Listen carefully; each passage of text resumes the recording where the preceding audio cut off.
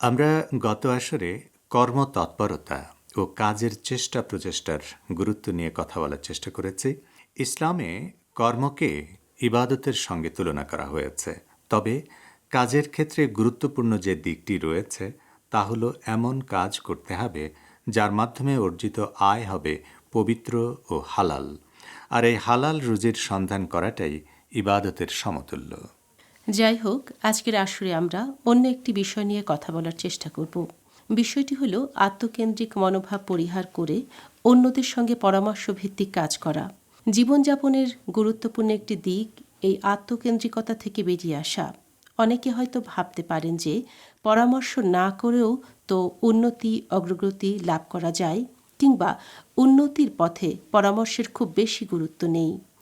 আপাত দৃষ্টিতে এটাকে পুরোপুরি অস্বীকার হয়তো করা যাবে না, তবে এও সত্য যে জীবনযাপনের ক্ষেত্রে পরামর্শভিত্তিক পথ চলার যথেষ্ট গুরুত্বপূর্ণ প্রভাব রয়েছে। এ বিষয়টি নিয়ে আজকের আসরে আমরা কথা বলার চেষ্টা করব। আপনারা আমাদের সঙ্গে আছেন যথারীতি, এই প্রত্যাশা রইল।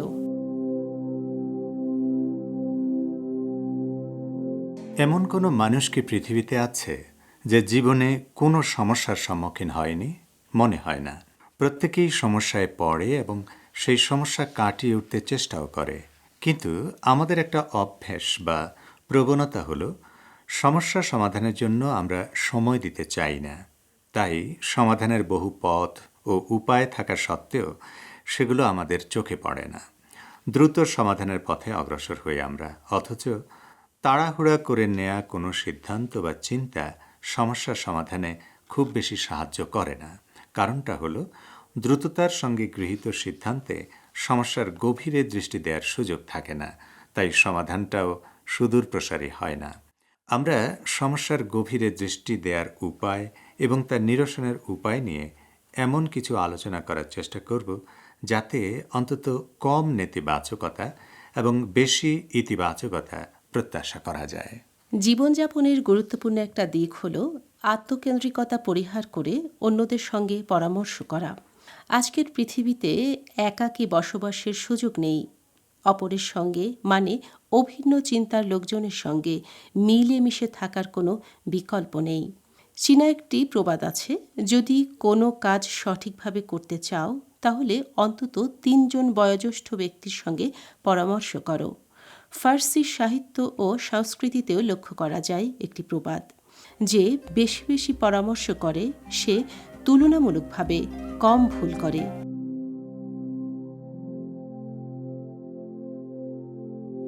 বলা হয়ে থাকে যে মার্কিন যুক্তরাষ্ট্রের জাতীয় মহাকাশ সংস্থা নাসা যখন মহাকাশে মানুষ পাঠানোর পরিকল্পনা হাতে নিয়েছিল, তখন ছোট্ট একটা সমস্যায় পড়েছিল তারা বুঝতে পেরেছিল যে বল পয়েন্ট কলম অভিকর্ষ ছাড়া কাজ করবে না, সুতরাং ওই কলম দিয়ে কাগজে লেখা যাবে না।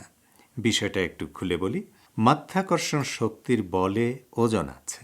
এরকম জিনিস পৃথিবীর বুকে নিচের দিকে নেমে আসে, কিন্তু মাধ্যাকর্ষণ শক্তি ভেদ করে যখন উপরের দিকে যাবে মহাকাশযান, তখন তো কলমের কালি আর নিচের দিকে নামবে না, উপরের দিকে যাবে। সেরকম অবস্থায় কাগজে ওই বল পয়েন্ট কলম দিয়ে লেখা সম্ভব হবে না। এই সমস্যা সমাধানের লক্ষ্যে নাসা অ্যান্ডারসন কনসালটেন্সি ফার্মকে বেছে নেয় পরামর্শ করার জন্য। প্রায় 1 দশক ধরে গবেষণা চলে, $12 মিলিয়ন খরচ হয়।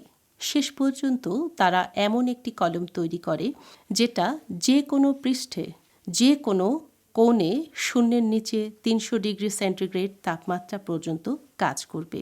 পানির নিচে এমনকি ক্রিস্টালের উপরও কাজ করবে।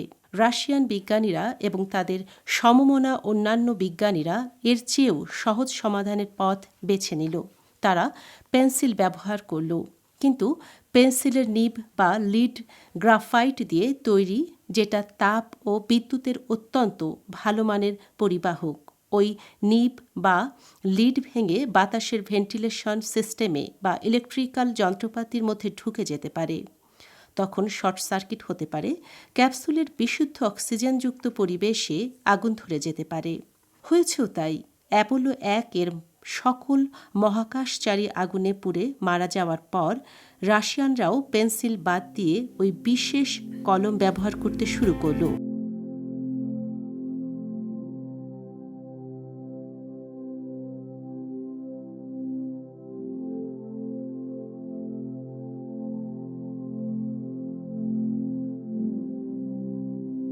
এইমাত্র যে উদাহরণটি আমরা দিলাম তা প্রমাণ করছে যে সকল মানুষ অপ্রীতিকর পরিস্থিতিতে চিন্তাভাবনা করে, প্রতিক্রিয়া দেখায় এবং সমস্যা কাটিয়ে ওঠার পথ খুঁজে বেড়ায়।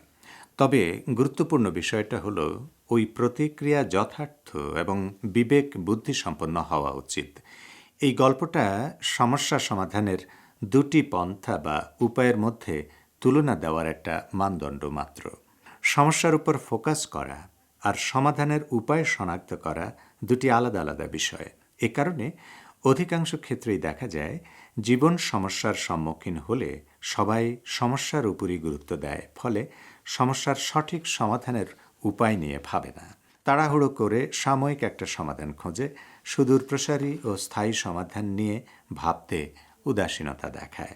এসব ক্ষেত্রে বরং বিভিন্ন রকমের চিন্তা বা পরামর্শের কারণে তুলনামূলকভাবে ভালো সিদ্ধান্ত নেওয়ার সুযোগ সৃষ্টি হয়। সুতরাং সমস্যা সমাধানের শক্তি এবং সাফল্যে পৌঁছার সম্ভাবনা বেড়ে যায়। পরামর্শ করার ফলে অভিজ্ঞ ও চিন্তাশীলদের চিন্তাকে কাজে লাগানোর একটা সুযোগ সৃষ্টি হয়, আর অভিজ্ঞদের চিন্তার প্রভাবে নিজের দৃষ্টিভঙ্গি ও চিন্তাও গভীর হয়, সমৃদ্ধ হয়।